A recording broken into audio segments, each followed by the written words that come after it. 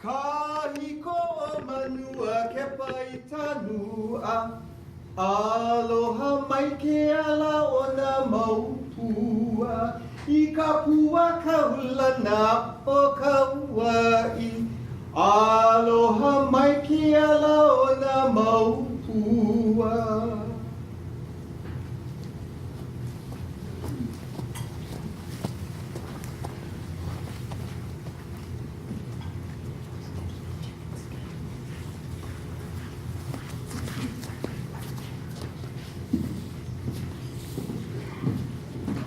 Mahalo to Kulu Pono Aleko and Mono Ipi Hani for that beautiful holy.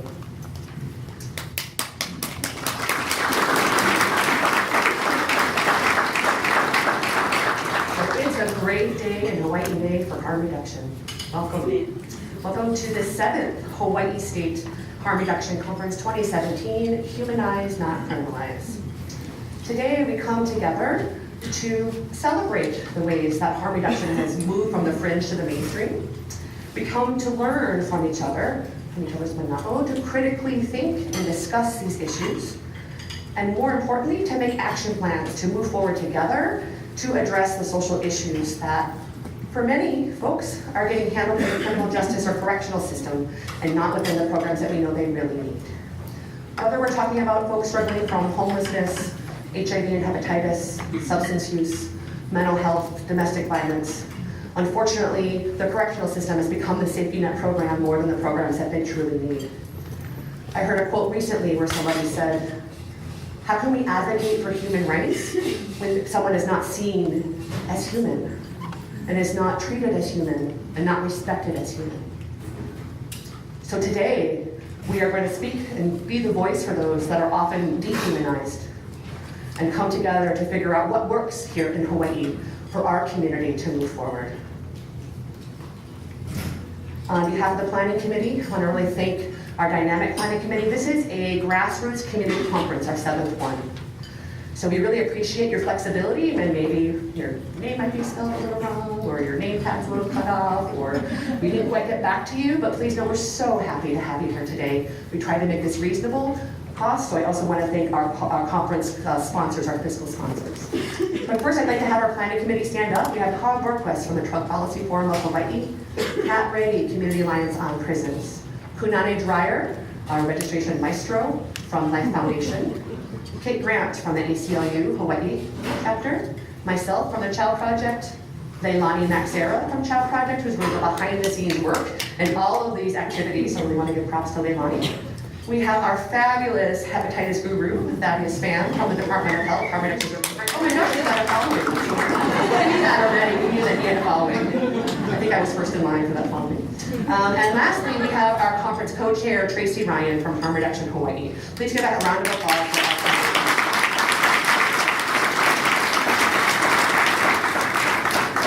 In addition to keeping this cost very low, we also were able to get some funding to bring in our neighbor island folks.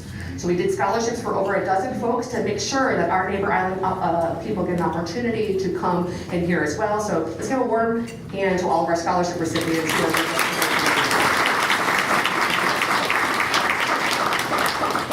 And now let me read the whole conference partners. So we have been blessed to have almost 40 agencies join us and say, we believe in harm reduction and we want to put our name on this conference. We're going to market it and send our people to it. So look at this amazing list of conference partners. So thank you very much for everybody who helped support our community harm reduction conference. So, what are you in for today? You are in for such a treat. We have almost 50 dynamic speakers from around our own Hawaii, as well as 3 internationally known advocates that have expertise in homelessness, substance use, law enforcement, assisted diversion, and many other topics that we'll be discussing today. So you'll see up in the corner, we do have some social media tags. We really encourage you to do the HI Harm Red 17. Let folks know how you feel about what's being discussed today. And also got to do a plug for, we're trying to do some more on homelessness, so HI Homeless, and our new Justice Not Jails hashtag as well. So please help us in getting on social media and saying some of the provocative thoughts that come up during the discussions today. So we're here together in the plenary session, as you see, until about 10 o'clock. I apologize, I have a typo. It's actually 10:10 to 11:20 is the first breakout. In your packet, you'll see a pink piece of paper that's at a glance, but behind that is a much more in-depth conference packet that will describe the overview of each workshop, the moderators and the speakers, and then behind that is the bio so that you can make an informed decision about what breakout sessions. In fact, my guess is you're gonna have a hard time figuring out which one to go to because we have such a dynamic program for you today. I wanted to make one note up there. Because of a last minute, Dr. Samson Barris, who is the founder of Housing First, is gonna join us. We did a switch and made the homeless in this room instead of the Carnation room, and then harm reduction and beyond will be in the Carnation room. So note that that is the one change in your schedule that we have. So look at that cool sticker right there, guys. So that's from Kavika Puwagi, a CHOWer. If you turn in your evaluation, you get your very own humanized, not criminalized sticker. In fact, you will get a couple of them probably to be able to show the community that you support our effort in making people over profit. For CEUs, we have I think Michaela and Jessica back there. You need to sign in now, if you haven't already. Before lunch, sign out, sign back in after lunch, and then out at the end of the day with your evaluation and payment, and you'll get your certificate for 5 credits for CSAC or social workers. And lastly, thanks for letting me get through all the logistics. Really happy to say that the Drug Policy Forum of Hawaii is sponsoring a Pauhana at 5 o'clock in the Alina room to talk story with Carl Hart. He'll also be available to do some book signings. So we're really thankful to Drug Policy for doing that.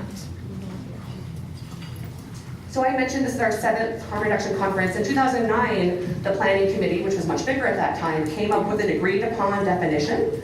You can only imagine what it took to have a harm reductionist in the room to come up with a definition like this.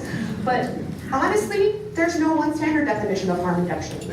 Each person you ask today is going to have a different experience, a different flavor, a different definition, or a different way they practice it in their life.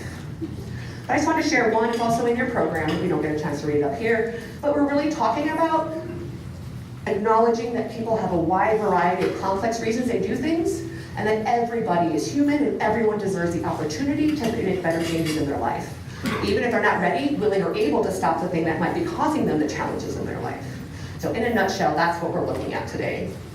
But more than that, you'll be hearing a lot about what I call the tenets of harm reduction. What does this look like? So here's some common ones that come up for me. It's low threshold, make your services easy to access. Ours are in the community, on the street, trying to meet folks where they're at. Nothing for us without us. Designing programs that have the people they're intended for involved in the planning process. It should be about what people in communities want, not what our agenda is.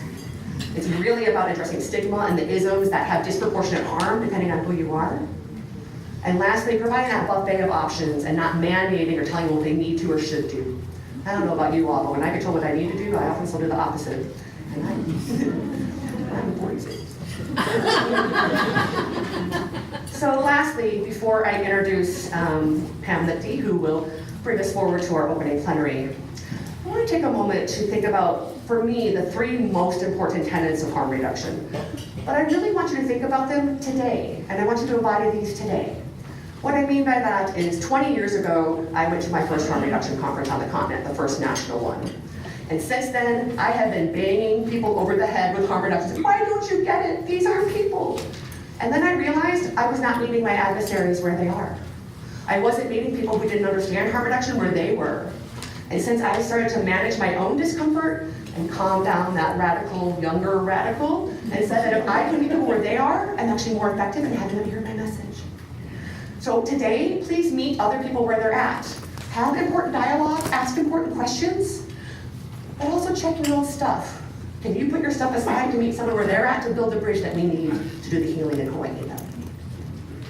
Respect and non-judgment, I think that's a given. But again, I hear things, especially with what's happening in Washington right now. I often have feelings about that maybe are not the most respectful or non-judgmental. And I have to remember again that by putting myself in their shoes, the way we ask other people to do every day for our community that doesn't have a voice, I need to try to do the same to build that bridge again. And lastly, any small opening or aha moment that people have, let's applaud it, malama it, and support it more. People are here today that may be their first harm reduction conference, and just the fact that they're here willing to listen to something that maybe is counter to their whole life experience or teachings is a really powerful opportunity. So I just invite you, whether it's these or other tenets, today to embody them within this amazing discussion. And yes, we're going to be uncomfortable, because I think many of us believe without discomfort, there's no learning. So on those words, I'm going to introduce the amazing Pam Lichty. So Pamela Lichty is the president of the Drug Policy Forum of Hawaii, one of our main conference sponsors. She's also on the board of the ACLU of Hawaii, and she's on the national board of the Drug Policy Alliance, our kind of national body that we look to for drug policy reform. She's also the 2014 Harm Reduction Award recipient. So we gave her an award in 2014 for all the amazing harm reduction work that she's doing. So she's going to come up here and discuss a little bit about our 2017 recipient, as well as introduce and moderate our panel. Thank you for being here today. Thank you for dedicating yourself to harm reduction, and please welcome Pam Lichty.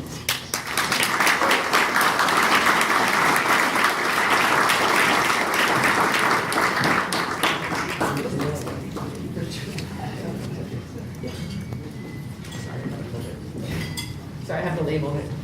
Good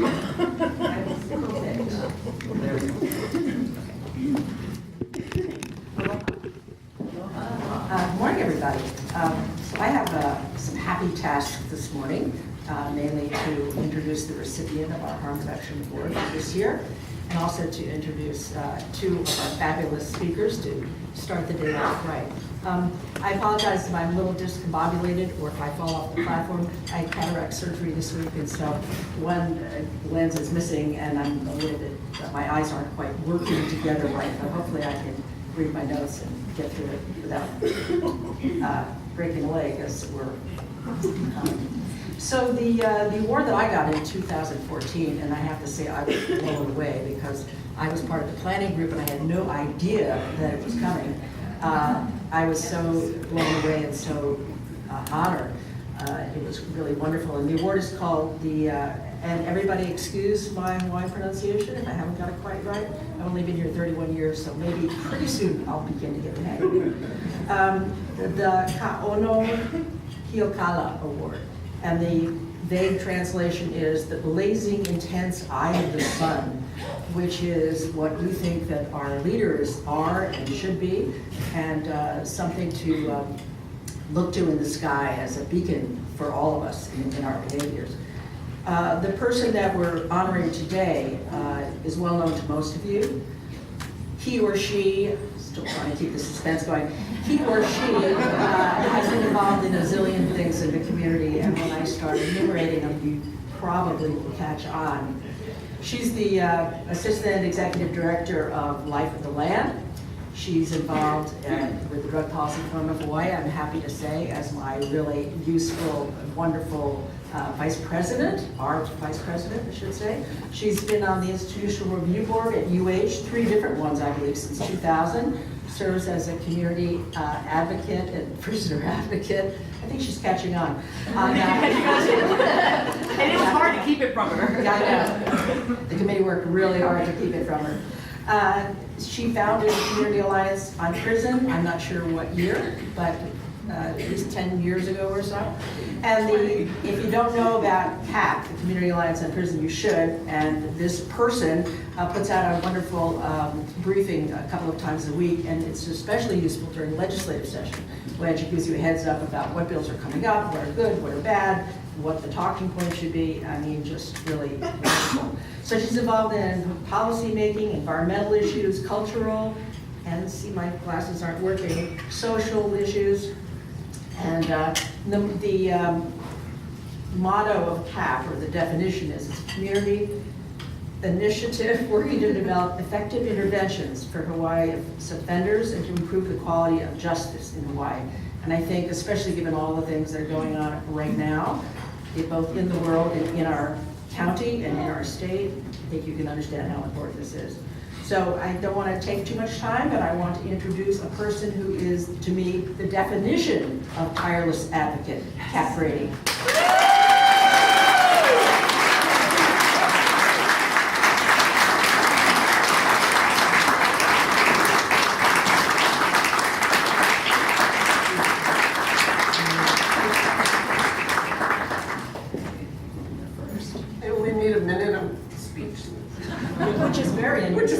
unusual.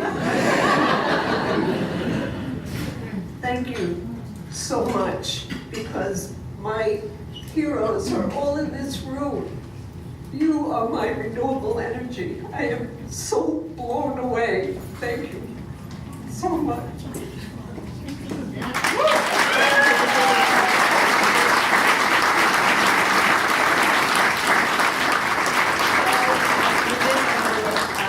To give the Kaono Kiokala Award of 2017 to my esteemed friend and colleague, Catherine.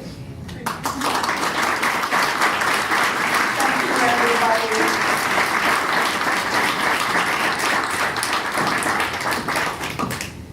And now I have the great honor of introducing another friend and colleague, Dr. Carl Hart. I first met Carl maybe 8 or 9 years ago at one of the Drug Policy International Conferences. And by the way, this is a conference year, and it's going to be in Atlanta, Georgia this year in mid-October. So it's a fantastic event. It's international, and if you can make it, it would be great. Also, some of you may have read Carl's book, his first book. It's called High Price, a neuroscientist's journey of self-discovery that challenges everything you know about drugs and society. And that's kind of sums up his working life, at least. And actually, the book is half memoir and half policy wonk thing. I don't know quite how to characterize it. It's a wonderful book. We'll have some available at a limited amount available at the book signing at the end of the day, the reception. He's also co-author of a widely used textbook called Drugs, Society, and Harm and Human Behavior. And in his book, he talks about how he came to the somewhat counterintuitive positions that he has arrived at this point in his career and life. And I don't know how much he's going to say about himself, probably not very much, but he's the chair of the Department of Psychology at Columbia University. I believe he was the first African American to be tenured in the sciences at Columbia. Is that right? Something like that. And his book has gotten enormous and well-deserved press. It was on the front page of the science section of the New York Times shortly after it came out. He's gotten awards for it, and it's really raised the profile of somebody who should be better known. I made the mistake last night when I was preparing my remarks to look at his website, and soon I got sucked in, and 2 hours later I emerged knowing a lot more, but, and also I urge you to check it out because it's really impressive. To me, Carl and his journey are the epitome of what the Drug Policy Forum has been promoting for 22 years now, and that is basing our policies on evidence. And this is how he evolved in his journey from looking at, growing up with the same kind of drug war propaganda that we all have. But then as he got into research, and he has done research with methamphetamine, cannabis, nicotine, alcohol, meth, you name it. And as he began to see the results of that research and the data that was coming in from him and from others, his views began to evolve. Now, the title he's chosen for today, for example, is one that will be controversial, I'm sure, to many of you. Some people in this room I know work for years to have addiction redefined as a brain disease. Carl makes some very good arguments for why that's a misnomer, just as much as the bad old days of reefer madness and all the rest. So I hope that you will keep an open mind as he speaks, and know that what he says is backed up by data, by experience, and this is something we've been trying to get policymakers to do for many, many years, if not decades. And we hope that with the high profile of people like Dr. Hart, someday this will come true. As Heather implied, it's kind of a scary time in this country, and for a lot of the policies that all of us here in this room care about. But with the strength of our convictions, with the strength of our knowledge, and with the strength of the facts that we bring to bear on these issues, I hope that we can all move forward and make some great changes in this state and in this country. So at that, I'd like to introduce Dr. Carl Hart.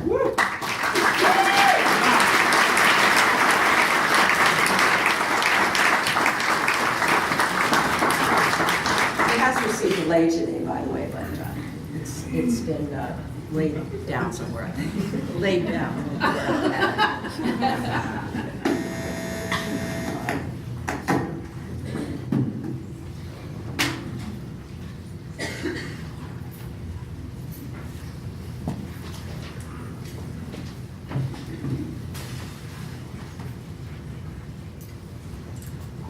Good morning, everybody.